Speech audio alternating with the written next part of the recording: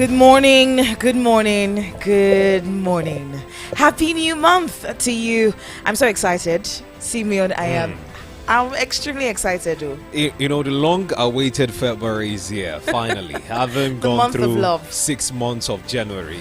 It's a good one. And I'm also excited about the month of February because it's a month of love.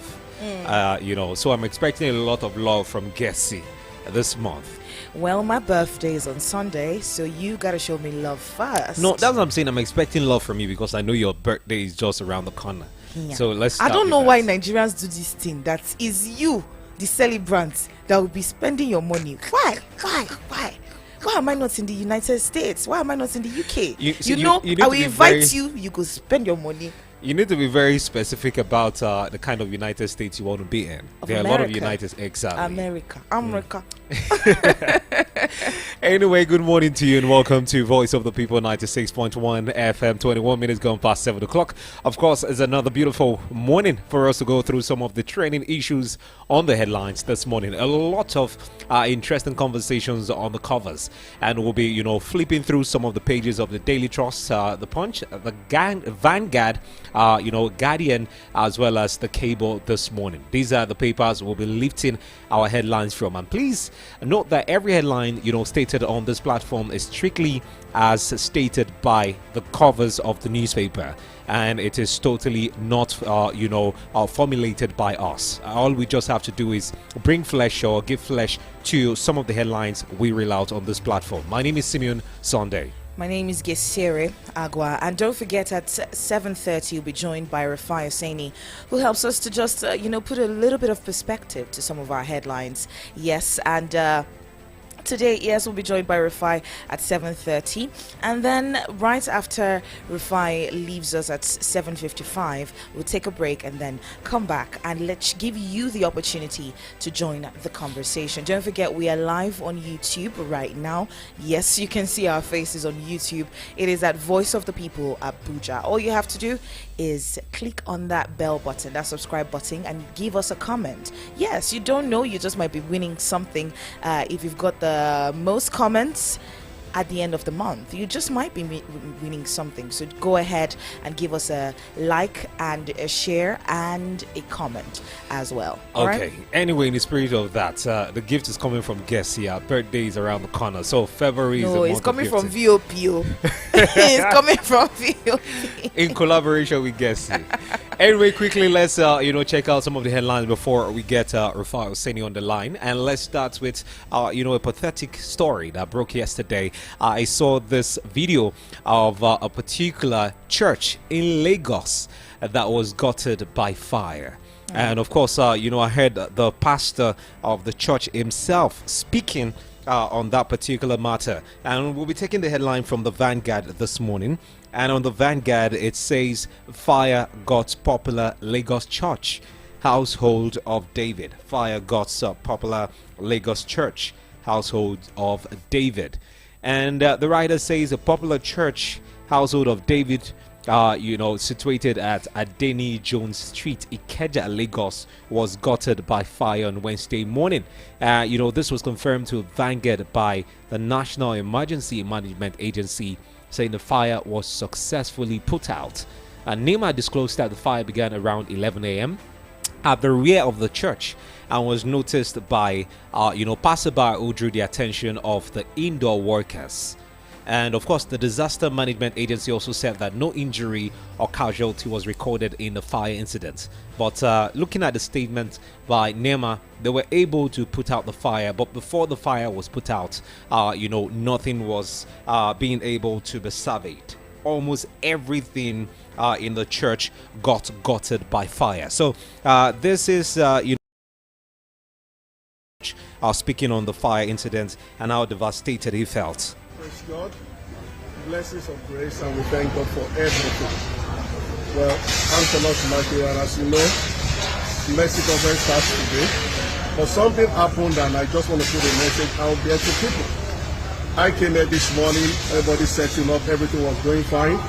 All of a sudden, we started hearing that there was fire, something up there on the roof of the church, and it became bingo balls completely. you can look around. I just want to show you the entire church. And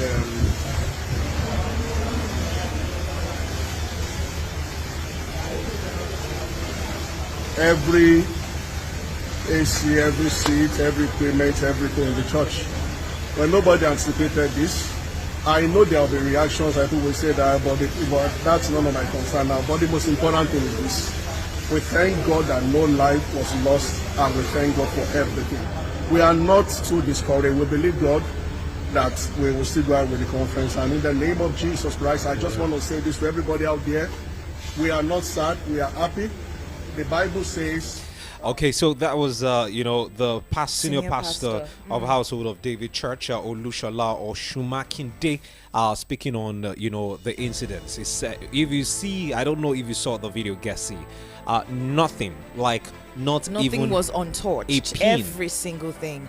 I saw the video. It's really sad. It's a sad occurrence at the moment. But hey, where our hearts go out to him and the entire church, that God helps them in a way that only He can at this point in time. These issues of fires, I don't know what we're doing about them. Especially, the other day we were talking about establishments, ensuring that they have, an adequate firefighting equipment in the building, especially one that is as huge as this. In fact, even normal household, houses at home, you should have firefighting services, whether it's the sprinkler, whether it's the alarm, just to let you know that, oh, there's something going on here, even it's the smoke detector, whatever it is, to protect your property. You need that. The other day, our engineer right here in the studio had something like that as well happen to him and his family, and it's a sad one. You don't want something like that to happen because you don't even know, God forbid, someone might be there inhaling smoke, and smoke inhalation has also adverse effects on your lungs and your entire system as well. So we need to be very careful with our buildings. We need to ensure, I don't know how buildings are done in Nigeria here, but we need to ensure that it is a requirement for every single building to have at least something, a fire detector, something in the house to help them fight against it. If you're in your vehicle and you're stopped by road safety, they would always ask you for your fire extinguisher in case something happens. It should be the same as well for buildings, no matter what. Very true. This is not the first time we're talking about fire incidents in the country, and this makes me to always get to talk about our emergency response system in the country. Most times you get to realize that most times, even when our emergency services come to attend to fire, they come with little or no equipment to even handle the caliber of fire, depending on how much it is burning. And you get to ask yourself, what is the government doing to ensure that our emergency response is brought up to par with the international standard? And the second question I also ask myself, and this is also a recommendation to business owners, especially people who have a facility that carries hundreds and thousands of people. I mean malls, I mean churches, I mean mosques and all of that. It is necessary that federal government make it mandatory that for facilities like this, they have some form of firefighting training. The other time I was coming to work very early in the morning, and I saw a particular mall very close to my house early in the morning, and they brought a firefighter from the FCT fire service here to train the staff on emergencies. In case there's a fire, what do you do?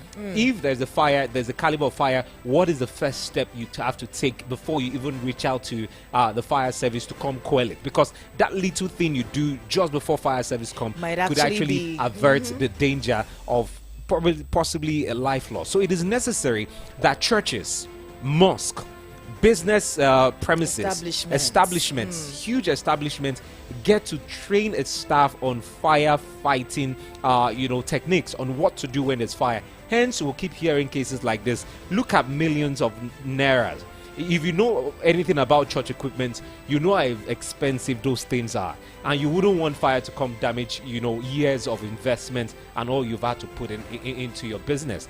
Really sad one, for the household of David Church. We just hope that they learn from this, and the government also do their own part in ensuring the safety of lives and property of its citizen in the country. All right, so there's another headline here on security. Bandits kidnap 2 sisters in Abuja, demand 30 million naira ransom. Bandits kidnap 2 sisters in Abuja, demand 30 million naira ransom as the push to rescue the Ekiti State pupils and their teachers continues. Gunmen suspected to be bandits kidnapped 2 teenage sisters from the Gwita community in Chikakore, Kubwa, Buari Area Council of the Federal Capital Territory, Abuja.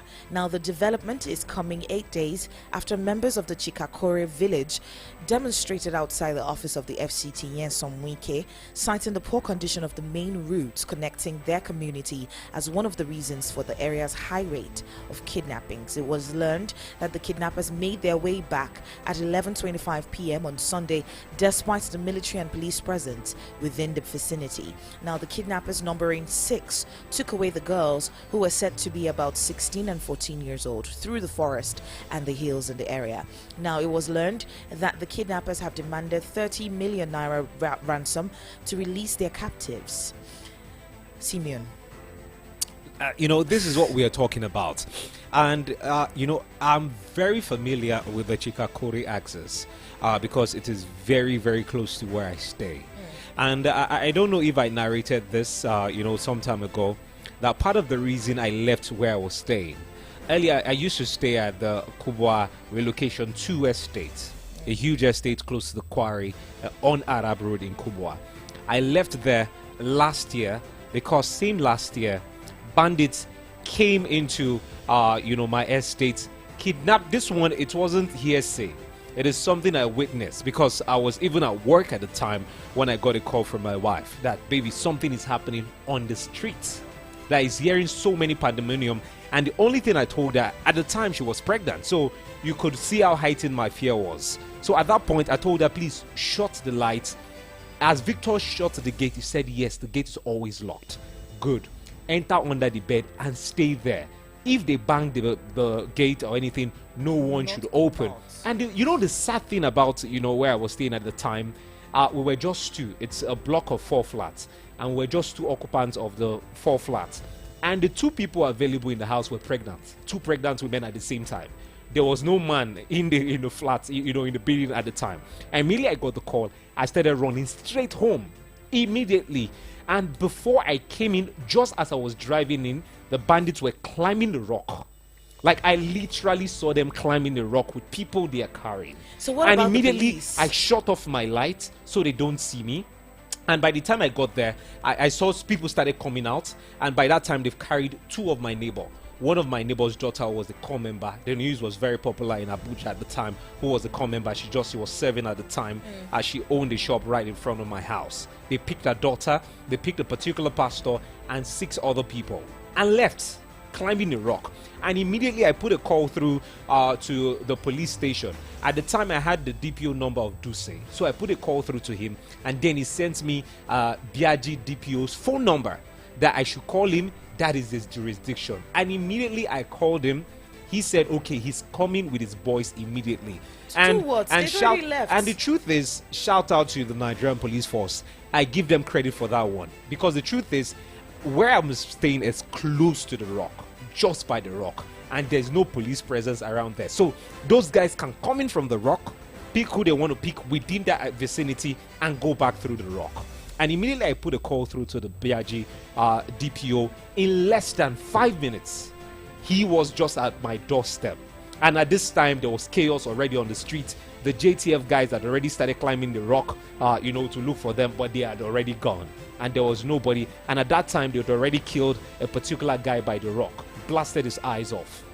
So when you see things like this, Kubwa, has been, one of the hotbed, aside Buhari Area Council. That's the Buhari Axis. Kubwa is part of Buhari Area Council. The Buhari Area Council has been the hotbed for bandits, and kidnappings within the FCT, and something ought to be done about this. Chikakore, these, I'm not exaggerating, the one we just reported, because this one happened just yesterday, the kidnap of the two sisters. Within the space of 4 months, Chikakore has been attacked more than 3 times. Same bandits. And you ask yourself, every evenings, if you're staying on the Arab Road axis, you always hear police siren and military siren going through the axis, going towards Chikakore, and that's because they know that this is where those bandits usually come from. But my question is, how did they know that they can attack even without this despite the military presence and the police presence, without being caught? So there's something happening within that Chikakore axis that the Nigerian police and Nigerian army needs to give us answers to. At this point in time, Simeon, when you talk about villages like this, we already know, the Nigerian police is already aware that this is a hotbed for these individuals. So why not mount a something that would help you accost them, like prepare for their their next attack.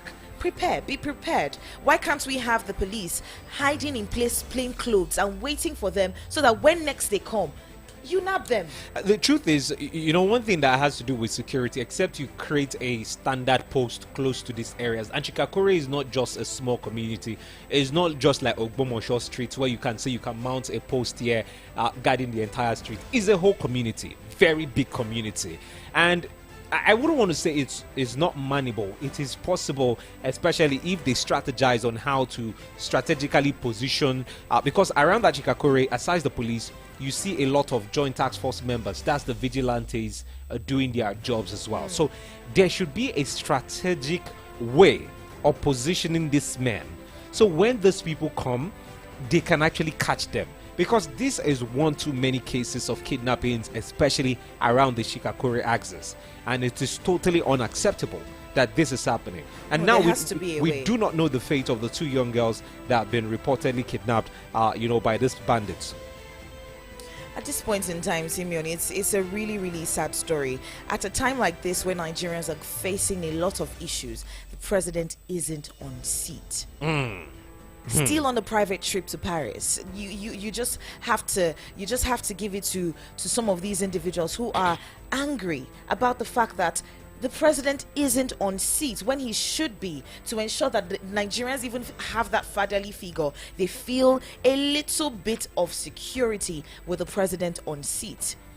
I saw a picture yesterday off of Punch newspaper, and it was said, the picture said, good morning, Mr. Rufai. The picture said that the picture was, the headline on that picture was, the president is on top of things, is on top of the security. Meanwhile, the picture showed the president's seat vacant. Because he's in France. Good morning to you, Mr. Rufai. How are you doing today, sir? Yeah, I mean, I've not seen how somebody can be on top of the security of situation in Ekiti when it's there in France. At first the weather is different. The weather in Ekiti that is hot on those pupils that are kidnapped is different from the weather that is very cold in France. So no matter how much Mr. Bayo Onuga tries to justify and write that the president is on top of things, it is through action we shall know. And that's why we are calling on the president. We are singing a song this morning. Holiday is over. Holiday is over. It's time for him to come home. Really sad one. Anyway, let's get to still talk on. Hello? Some network issue right there, but we'll try to reconnect. Hello, good morning. Hello, Mr. Rufai, are you there? Okay, anyway, we'll try to, get across to him as quickly as possible. Okay, he's back online. Good morning. So sorry. If anybody think we can continue this way, then they are joking. This morning, dollar to naira about 1,500. The CBN has tried a measure to try to get banks, that have taken long positions about Forex to bring all their Forex out, in the NOP operations and all of that, 20% percentile. Let's see how that's going to work. But is there going to be any major thing? A lot of people are saying no. So the economy down, insecurity up, standard of living terrible, crying and sorrow very high. Nigerians are at all-time weakness. So, and in all of this happening, the president is seated. You see, that's why people are already saying, what's he doing in Paris? Ohanes Indigbo has spoken, Arewa has spoken, and all of that. You see, and let me tell Nigerians, happy February.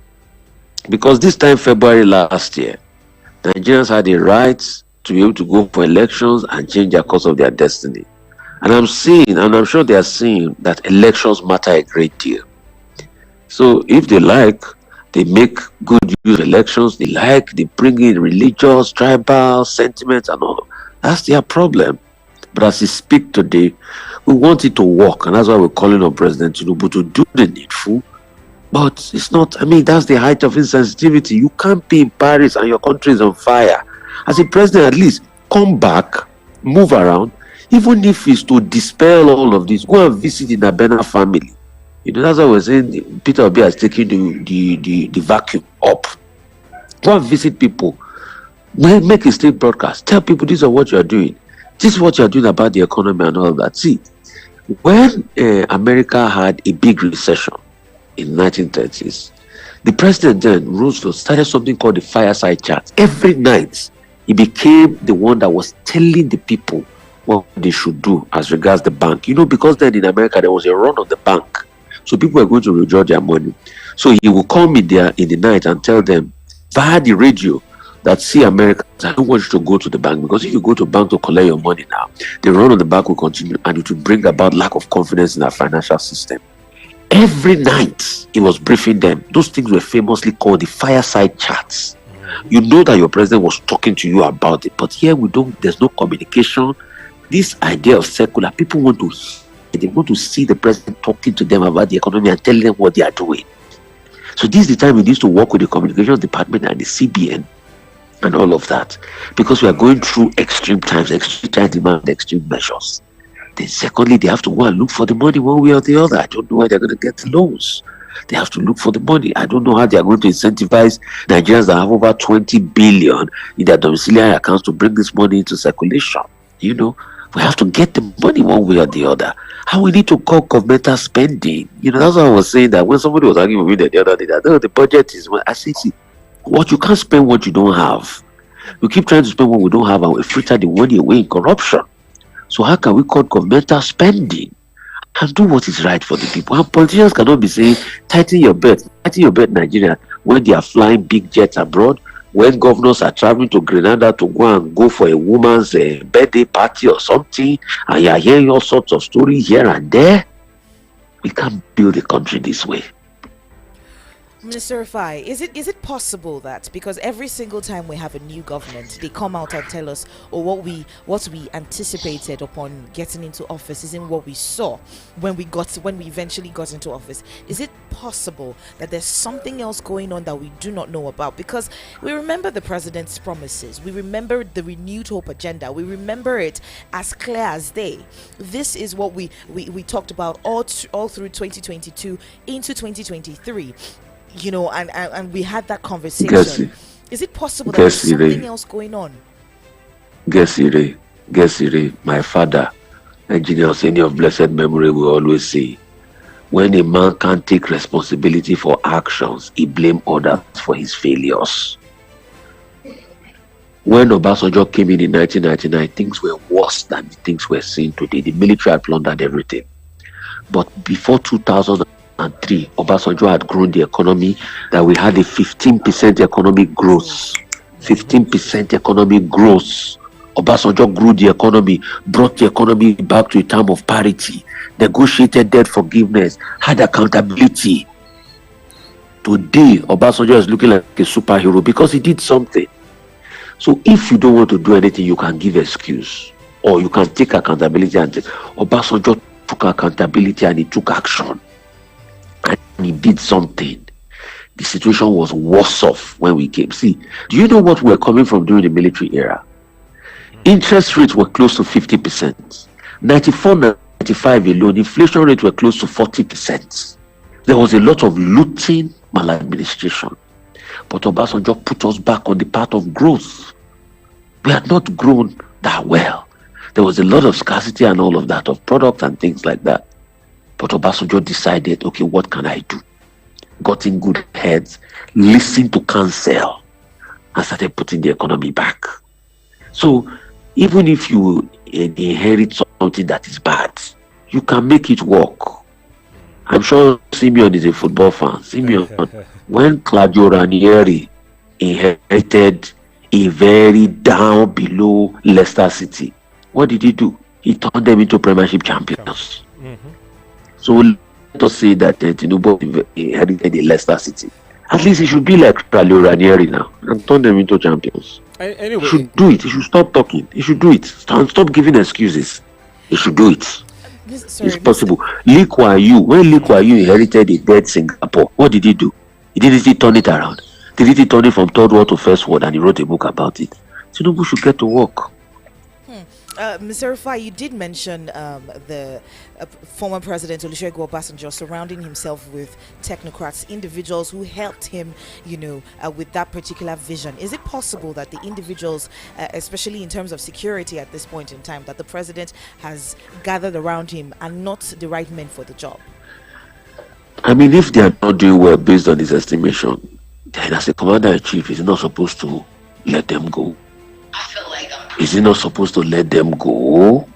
Are we the one that we... Maybe he said he has gotten a class rep to be able to mark and vet the score sheet of the ministers. What's her name? Adiza Bala Usman, formerly of the MP. He has his class rep. What is the result already? By now, they should have seen that some ministers are not performing now. By now. The semester is not over. They should be able... The semester is not over yet. Maybe that's why I've not. The semester is not over yet. Don't worry now. It's when the semester is over and they have a lot of carryover, they will remember. Ish. Oh. Okay. Anyway, let's move on to this recent development. Even though it's expected, it has to do with Festus Keyamo. It talks about the EFCC now probing the Nigeria air deal. This is what Festus Keyamo recently said. He made the statement yesterday in a program I watched on TV. And now looking at this statement credited to Festus, will we have any headway? Because, a lot of Nigerians have called for the probe of the former Minister of Aviation and the scam, because that is what it is, that we saw during the tail end of President Muhammadu Buhari's tenure, where a chartered airline was repainted as Nigerian Air and, of course, launched. And Hadi Sirika himself posted it on his Twitter page, lauding the administration of President Muhammadu Buhari.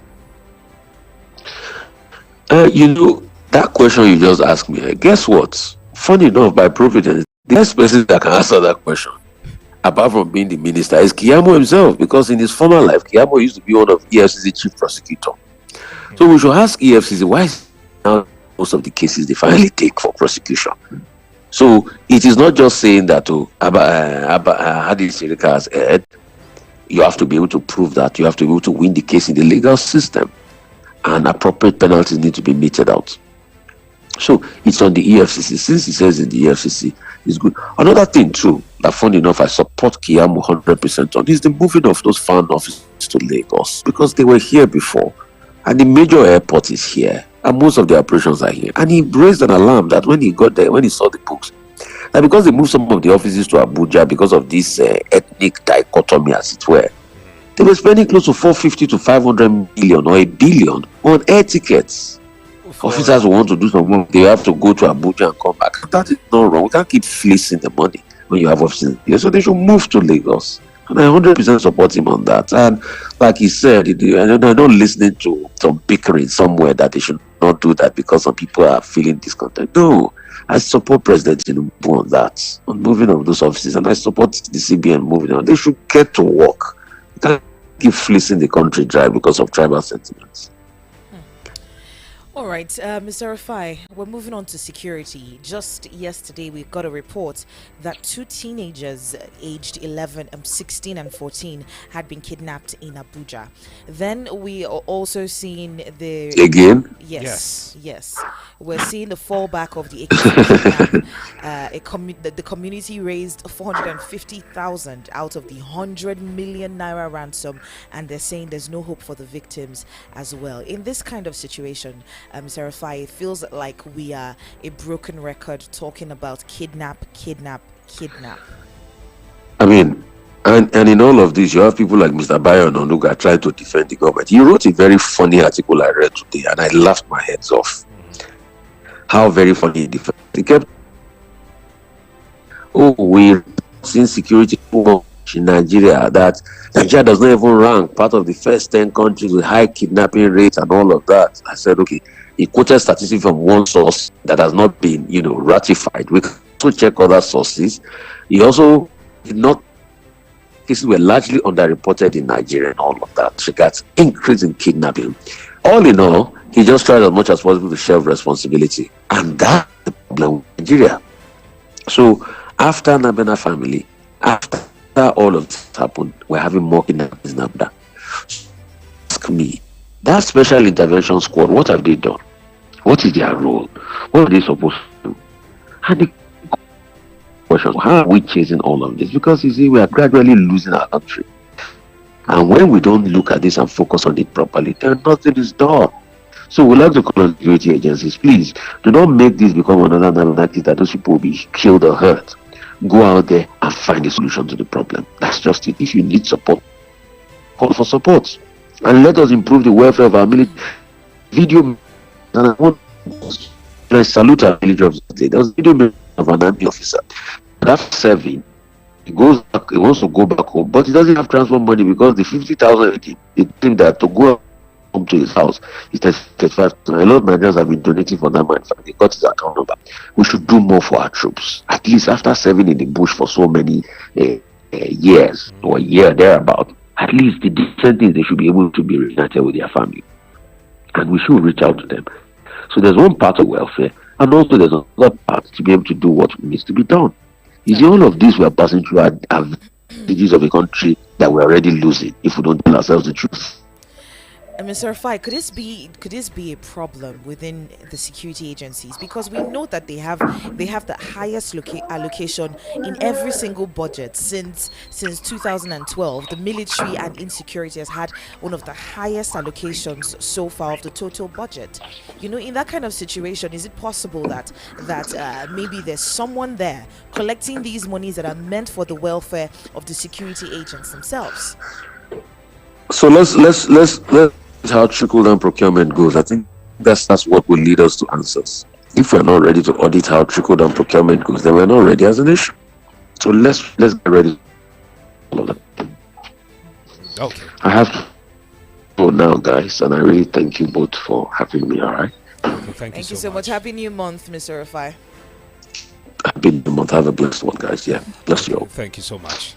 Okay, anyway, we just had Rufai Seni, Lagos, Nigeria, joining us on the conversation this morning, lending his voice to some of the headlines, we found interesting this morning to speak to. We quickly go on a break, and when we come back, of course, we do our own analysis of some of the headlines we still have this morning. And feel free to join the conversation.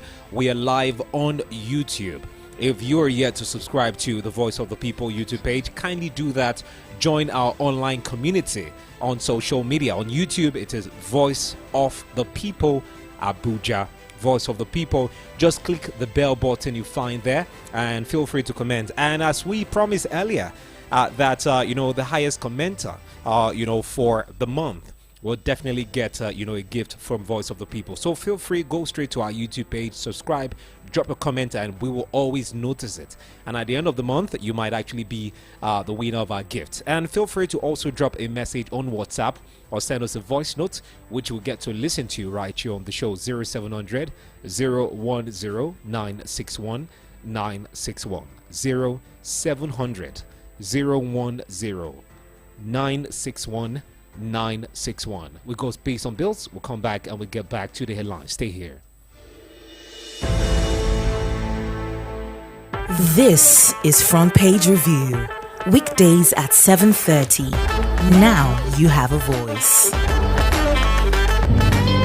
Are you traveling to Lagos and desire a perfect getaway? Look no further than the luxurious accommodations at Airport Golden Tulip Hotel, number 42 Murtala Mohammed International Road, Lagos. Relax and unwind in our beautiful appointed rooms, featuring all the amenities you need for a comfortable stay. Now, whether you are traveling for business or pleasure, our attentive staff is here to ensure that your every need is met. We also offer complimentary pickup and drop from the Lagos airport. Why not take advantage of our state-of-the-art fitness center, outdoor pool, and enjoy a delicious meal at our on-site restaurant?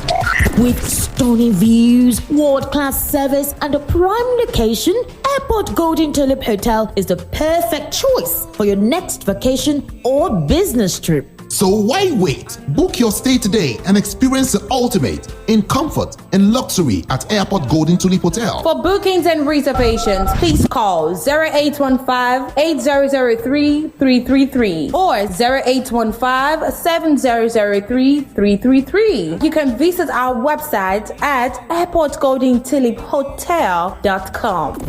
Airport Golden Tulip Hotel, where luxury meets comfort. Believe me.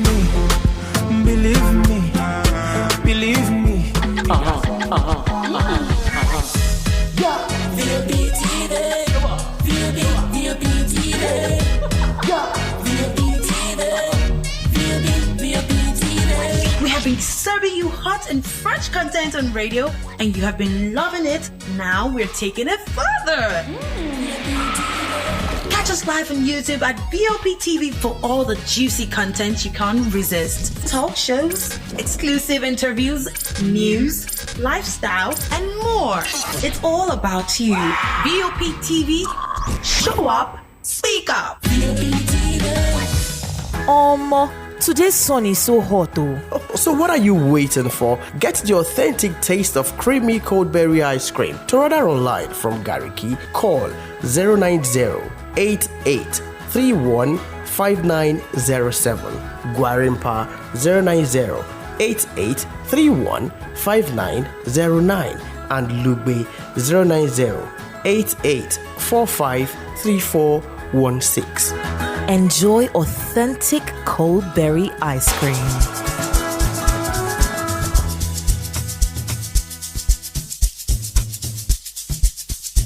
Are you aware that Iruka Online Limited installed and designed a 100,000 capacity church building? Oh yeah, we are the sole distributors of global leading brands all over the world, such as Wafday Line Array, speakers and digital amplifiers, Preseno's digital mixers and studio equipment, Coswell workstations and keyboards, Fender guitars, Mapex drums, Ashdown bass combos, just to mention but a few. We offer flexible payment plan handled by our financial department with 24/7 customer care support system. You can visit our website on www.iruka.com to avoid buying fake products. You can also visit our showroom at number 36 Lagos International Airport Road beside Golden Tulip Hotel. Iruka, never settle for less. I'm coming in hot. Now, you can enjoy the original taste of premium American Romeo's Pizza. Juicy, just the way you like it. To order online from Guarimpa, call 090-8831-5908. Gariki 090-8831-5906. And Lupe 090-9238-9861. Romeo's Pizza, the pizza champions. Coming in hot, just like the beat. This is Frontpage Review. Weekdays at 7:30. Now you have a voice.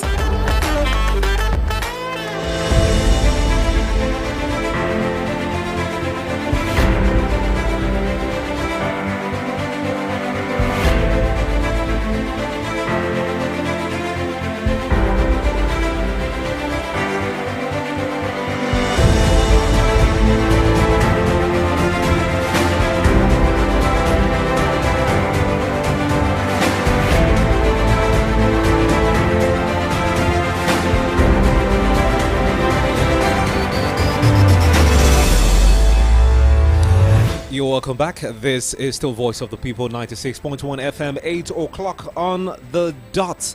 And it's time for us to get back to the trending headlines making the rounds. Of course, my name is Simeon Sunday. Gisera is my name, and we're checking out a couple of other headlines this morning.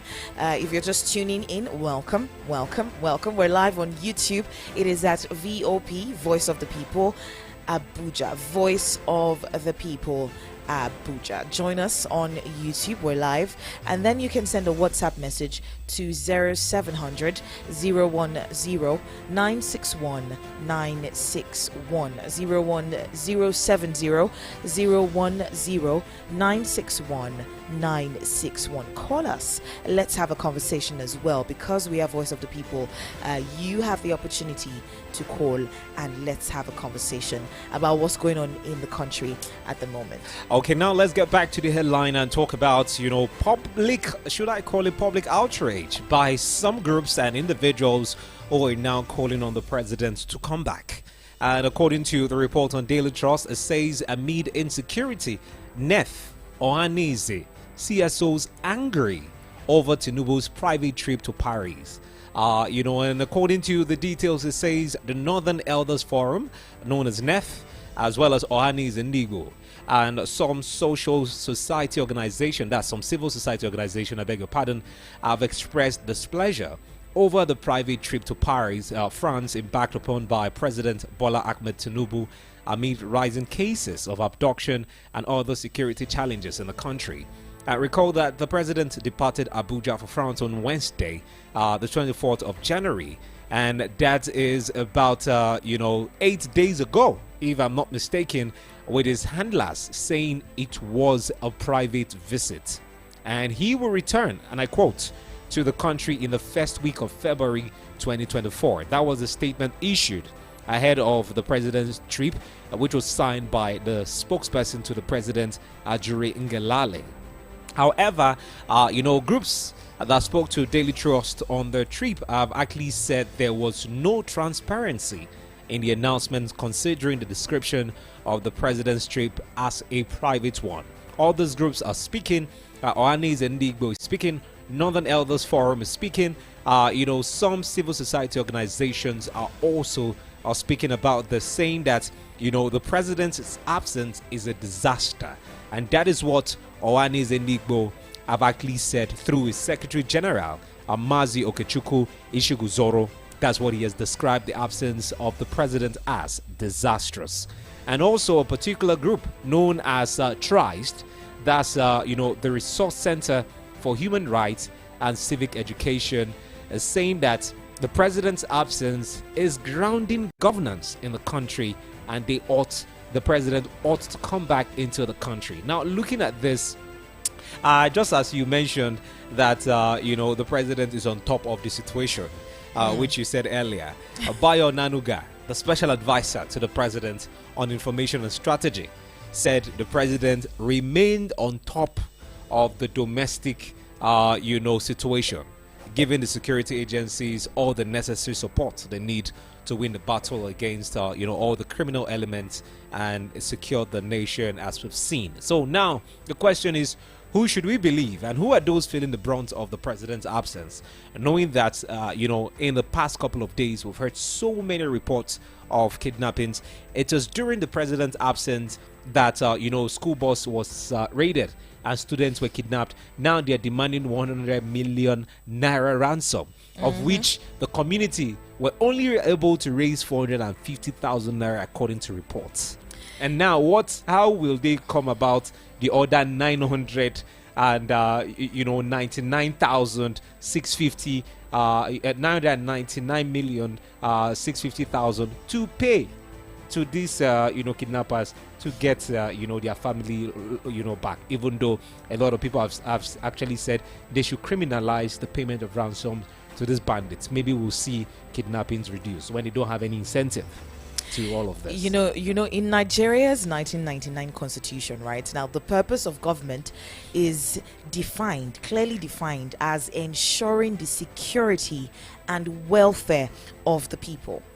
It's mind-boggling that the Nigerian government seems to be detached from that particular role of securing the life and property, the welfare of the people. We've seen a decline in the definition of governance, of government, right? We've seen a decline since the APC came into power. I'm not saying this to sound partisan, but you can check the indices. You can look at it. I mean, a lot of people criticize Goodluck Jonathan's administration, but that is a far cry compared to what we're having right now. At least we saw the president at the time, that's Goodluck Jonathan. He seemed like he wasn't on top of things, but what we are seeing right now is way worse than what he did at the time. So a situation where the president is away from the country for this long, when individuals, non-state actors are running amok, you're seeing bandits, individuals who shouldn't have a field day in the country are having a field day. You're talking about individuals who come from the rock to come and capture, kidnap individuals, and they go unaccosted by the security agencies. At this point in time, do Nigerians feel safe? Do you feel safe? You're looking at food insecurity as well. The president at the time, as at last year July, he had declared a state of emergency on food security. What has been done to that effect? What has been done to that effect? There was a report last year about the level of multidimensional poverty in Nigeria. You're looking at the fact that 90% of Nigerians are multidimensionally poor. Simeon, during the Buhari's administration, we had there was a term they were using for individuals who were the term is eluding me. Vulnerable Nigerians. That's what it was called at the time. At the current reality, the current economic realities, how many people fall under that bracket of vulnerable Nigerians? How many? You have politicians telling us, "Oh, Nigerians, tighten your belt. Oh, don't worry." When this year started, we had the president's wife, the first lady, Oluremi Tinubu. She came out to say, "Oh, don't worry, your sacrifices will not be in vain." Aren't Nigerians tired of sacrificing? Aren't they tired of sacrificing? And we're seeing the president jetting out every other day to Paris on a private visit, not even on issues concerning Nigerians. On a private visit, yet the president hasn't come out to tell Nigerians what he's doing in Paris. I understand, the outcry by Nigerians as to reasons the president traveled. Even though some have actually heavily criticized, the statement by, which was even signed by Ajirin Galale, the presidential spokesperson, on the reason for the president's visit. The truth is, no one can actually stop the president if he decides to travel. Nobody can actually, alter the itinerary of the president. We understand that. He is also a human being. He also has the right to free, movement and all of that, dignity of human, and nobody can stop him.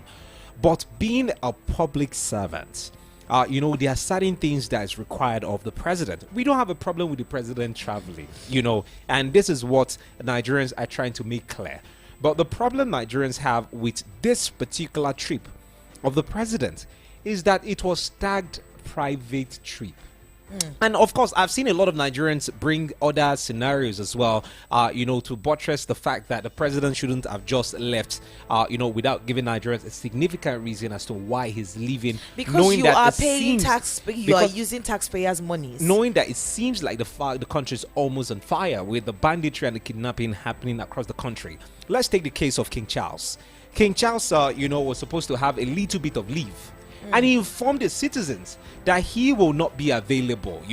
He currently underwent his surgery, and because of this surgery, he won't be available. He came up openly to tell the citizens, I will be undergoing surgery. I won't be available for this period of time, and the citizens understand. Let's even say, England is too far. That's because, they are the West. Let's come back home to Africa.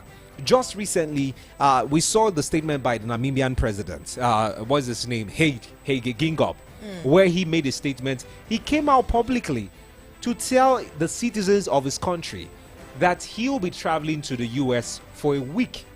That, there's a cancerous cell that was discovered in his body.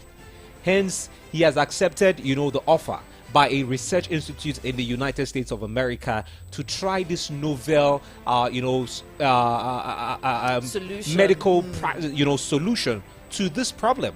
And then there was something he said that stood out, that his accommodation, his flight, his stay in the US will not be funded by the government, that it's a personal health issue, and he has decided to go to the US to get himself checked and also accept this novel medical solution that they are going to give to him in the US. Hence, taxpayers' money will not be used by him. Rather, he's going to use his personal funds to do this for a week and then come back. Is this not, a leader that is accountable to his citizen? It's about time that our leaders start being, becoming accountable to us. It's about time they start telling us. The other time, it reminds me, this is not the first time that it's happening. It has always happened, even from previous administration. It was still during the time of the late President Umaru Musa Yar'Adua that he traveled. And Nigeria didn't even know a whereabouts of their president. They didn't even know what was happening. We were quiet. Everything was hush-hush until we started hearing rumors that the president had passed on. And nobody was saying it. And of course, we saw how the wife at the time, that's Tora Yar'Adua, was trying to cover for the husband. And it's about time we start holding our government accountable. If you're going on a medical, the truth is we are all humans. We are susceptible to some form of ailment and sicknesses. If the president is sick and needs to, get medical attention, let him go by all means. And in fact, let them even take taxpayers' money, because the health of the president is priority to us as Nigerians. We need him alive. We need him running hale and hearty to run the affairs of this country. But when the president is traveling and then we are hearing private trip without any, formal explanation, because at this time the president needs to start explaining to Nigerians. He's not just Tinubu himself. Before he became the president of the country, he was Bola Ahmed Tinubu. He could do whatever he wanted to do. But for the fact that he was sworn in as the president, he's now accountable. Everything that happens to him, we want to know. Simeon, the reason why I'm harping on this APC thing was because in 2014, right, the APC ran a campaign against Goodluck Jonathan at the time, saying that, because he was a civilian, he couldn't handle the country's security challenges at the time. And then they sold that narrative to Nigerians to elect a leader with a military background. That was the best bet for Nigeria at the time, and that was what they advertised the General Muhammadu Buhari as: a civil war hero, a former military heads of state, and he was a messiah who was going to drive the bandits, drive the terrorists, the crude oil thieves, the insurgents, and all kinds of criminals away from the shores of Nigeria. And Nigerians bought that narrative, and the Buhari became the president at the time, and he came with an additional promise that he would strengthen the economy and fight corruption. For 8 years, Nigerians kept hearing that the Buhari's government had decimated the ranks of terrorists and bandits all over Nigeria. But nothing was decimated, because we're seeing, this is 2023, the Bola Ahmed Tinubu's administration has inherited that particular problem, facing the harvest of that of some of the failures of the Buhari's administration. Criminal elements are continuing to dare this administration. Will the Bola Ahmed Tinubu administration continue letting individuals unscrupulous elements to keep daring the administration? What else can Nigerians do at this point in time than call for the president, call on the NSA, call on the service chiefs to do their jobs and protect Nigerians?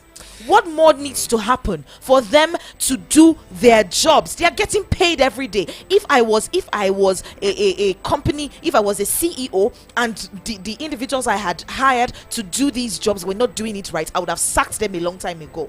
Okay, let's see if the president will actually concede to some of the calls by Nigerians to check internally, have some form of introspection on the activity of the service chiefs and the heads of security agencies across the country. Feel free to join the conversation. You can also call us up 0700 010 961 961 0700 010 961 961. That is the number to call to be a part of the show. Feel free to call in, or you can actually subscribe to the YouTube page and join the conversation also on YouTube. Drop a comment as well. We will be reading them. The YouTube page is Voice of the People Abuja, Voice of the People. Feel free to subscribe to the page and drop a comment as well. And away from that particular headline, I wanted to touch on this, but I'll just passively mention this as it is also on the headline as well. And that's talking about, the victims of the Ekiti State kidnap were students and teachers. 5 students, 4 teachers were kidnapped, in the school bus in Ekiti State. I saw the statements credited to, the principal, the proprietor of that particular school. And he said the bandits reached out to the family of the victims, and they could hear the children crying, that the bandits were flogging these children. You as a parent, I'm a father, and even as I am, I understand what it is. Body. I understand the pain of having a child. Even as I'm not even talking about what's the mental torture the mothers will be going through. Even as a father, even though I still have a good relationship with my child, you as a father, you're not the one who felt that pain on the day of delivery. So you as a father, you're feeling the pain that your child is in the den of bandits, being maltreated. You don't even know what they can do. You don't know the condition of living. You don't know the kind of things they are going through. It was still during the kidnap, I think 2 years ago, during President Buhari's administration, that we had snake beats one of the victims that was kidnapped. So you don't know what is going through the minds of this parent, and then hearing your family, the bandits, calling you, and then you hear your children being flogged. It is painful. Very painful. Very, very painful. The kidnappers have also insisted on that 100 million naira ransom, and they demanded on Tuesday and threatened that they will take drastic actions against the school children and the workers who were abducted on Monday. Now you have to ask these children, what was their crime? What was their crime? Being Nigerians. Why then will we not have the security agencies? There was also an Imo State monarch who was abducted, and he said that he had to pay the ransom. He wasn't rescued. Yes, he paid the ransom. I remember the video. I think we played the video of the monarch when he came back to his people, and they were jubilating. At this point in time, you have to wonder, where is the president in all of this? Where is the president in all of this? As the father of a nation, where are you when your people are crying? Where are you when your people are suffering? Where are you when your people are going through such hardships? Are you facing it? It is said that pikin wey no dey let him mama sleep, he himself no go sleep. In this situation, is it a situation of the children are crying and the president or the father or the mother of the country is sleeping comfortably? Painful situation. Let's move on to the call by reps asking some of the agencies, ministries and departments of government to refund COVID-19 funds. And on the headline this morning, it says reps order fire service to refund 1.48 billion naira COVID-19 funds. The Public Accounts Committee of the House of Reps on Wednesday directed the Federal Fire Service refund the sum of 1.48 billion naira within a week to the Federation account, being the intervention funds it received for the COVID-19 health epidemic, but which it cannot account for. The Bamidele Salam-led committee issued the directive on Wednesday following the failure of the service to appear at the investigative hearing for the third time. The deputy chairman of the committee, Jeremiah Omar, moved a motion for the refund of the amount, noting that so many other agencies have appeared before this committee and the investigation is ongoing. And he went on to say that he doesn't see any reason why the fire service will ignore a committee like this and come to answer to why the 1.48 billion naira that was disbursed to them is not accounted for up to this particular moment. Let them make an account. Let them know how this monies were spent, and if it's a case of refund, let them refund. And this is similar to what we saw over 2 weeks ago. Remember earlier, the same House of Reps even ordered the Ministry of Industry, Trade and Investment to refund 75 billion naira, which was also part of the COVID-19 intervention fund. And I also remember it ordered the Ministry of Health to refund 10 billion, which was released to it, to produce COVID-19 vaccine, of which we saw that, there was no case of production. It was more of, COVID vaccines being brought all the way from abroad as we were receiving them in trenches. So now the point of this is what we're talking about: accountability. it's about time the ministries, departments, and agencies of government start becoming accountable. Not that monies will be disbursed to you for certain purposes, and we see those monies being diverted without, approval. We've seen monies that have been, budgeted for intervention. They now say, since we couldn't intervene, we use the money for this. If there should be a case of diversion of funds from one purpose to another, there should be formal indication, a notice given to the bodies that funded you or disbursed this fund to you in the first place. So talking about this, all these ministries, they're now asked, okay, come and give account for these funds, or you return the money to us, to the coffers. At this point in time, when we're talking transparency and monies, there was a headline here that the president made a statement that it's unfair for everyone to just call Nigerians corrupt. The president rejects labeling of Nigerians as corrupt. Kashim Shettima, the vice president of the federal of Nigeria, commended the EFCC for serving as a moral compass and persistently awakening the nation's conscience. Just how far have they gone to serve as a moral compass is still left to be seen. He said he flayed the unfairness of labeling all Nigerians as corrupt based on the accounts of a few, stressing that the country was home to diligent and honest people. If you have individuals who head a nation, who are leaders of a nation, who have been seen in one way or another to have put their fingers into public coffers, why won't other people look at Nigerians and call us corrupt? Why won't they look at Nigerians and call us corrupt? It is a bad PR. It's such a bad image that Nigerians have outside the country. It's really, really interesting, because every time you go outside the country, you see that Nigerians are treated with a different level of I don't know. There's this kind of there's this Nigerians. Let's use that word. Let's search them quickly. Let's search them well. Let's search them well and ensure that these individuals are not here to steal our monies. Meanwhile, you have Nigerians who are working hard for their monies, but you have politicians who try as much as they can to frustrate the efforts of well-meaning Nigerians. You have other individuals as well who are maybe appointed in different positions who frustrate the image of Nigerians outside the country. So what then can be done about us? What then can be done about this public image? What can we do? Join the conversation. Seriously.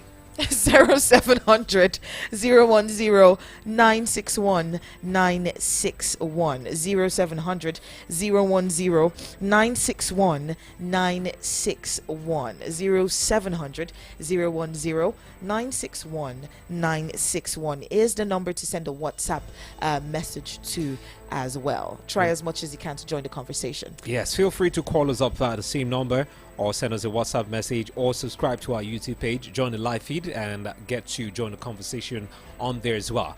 And finally, before we go, we're almost out of time. Let's quickly talk about this recent development. Even though for some people it's shocking, but for others, not so much of a shocker.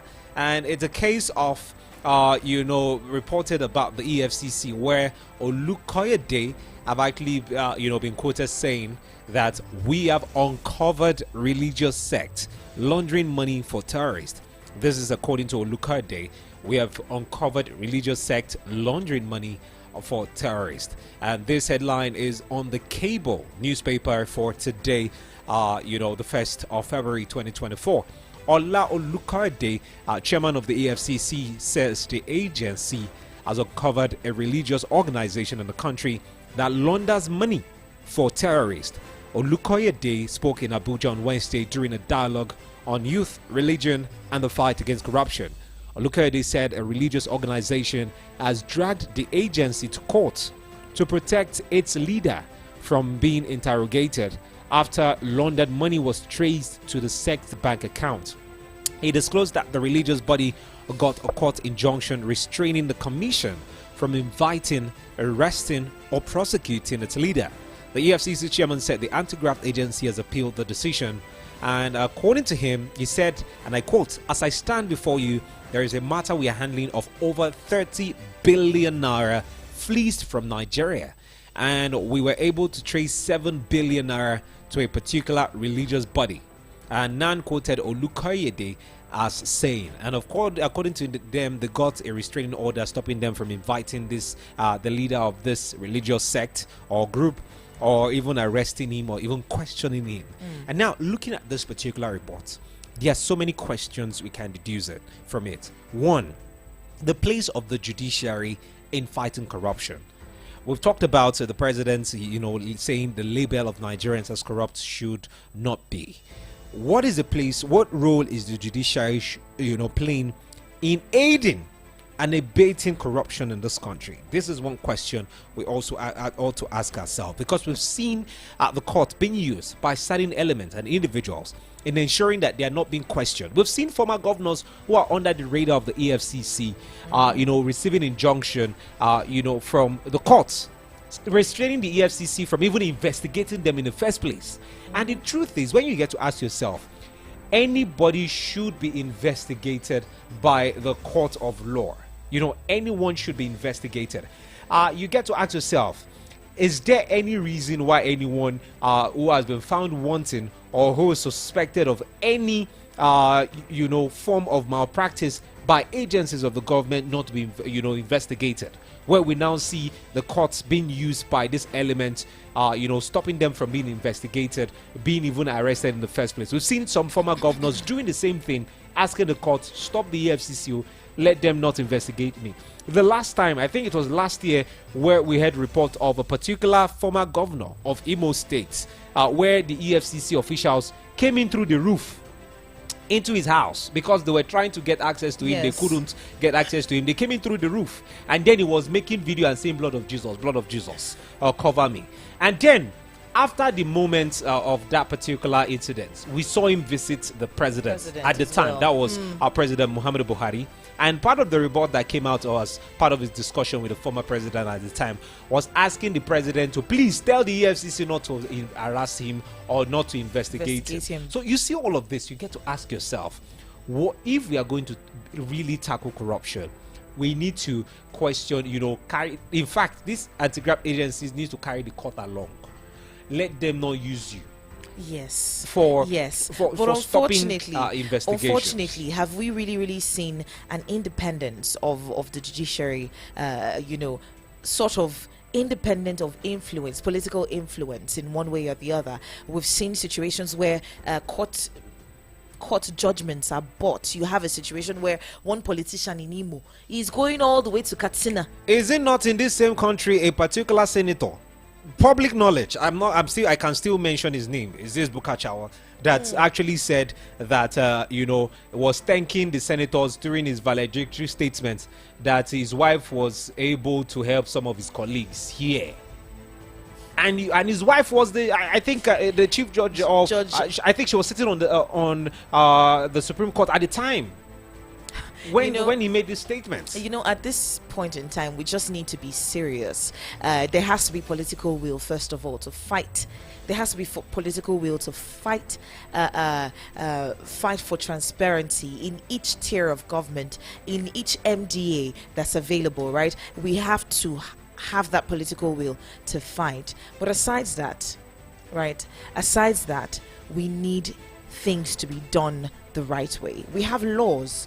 We have rules. We have rules and regulations. If a poor, quote unquote, a poor Nigerian flaunts the rules and regulations, you will see the way the courts will quickly put him in jail.